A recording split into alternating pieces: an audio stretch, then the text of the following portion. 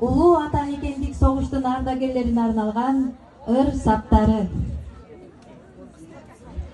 Жан аябай эл жер үчүн күйүп жанып, калем сабын кансыраган канга малып, ырлар жазды эгер ири начар чыкса, ошол замат чыткынчыдай атып салып.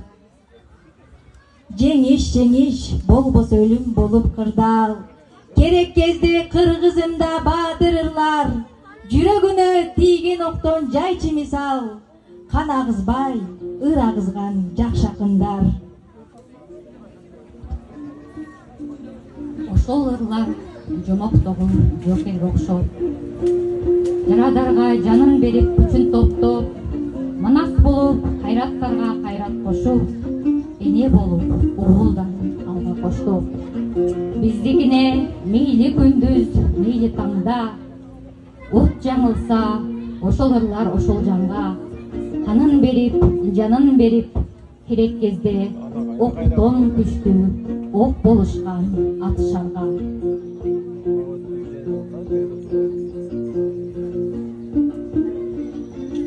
Бул ыр саптары улуу ата мекендик согуштан кайтпай калган ардагер аталарыбыздын элестерине арналат.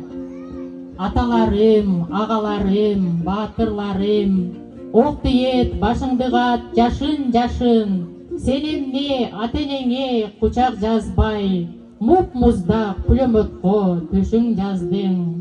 Ок тийген жүрөгүңдө шамал ойноп, дарман жок желмогузга жетип бара.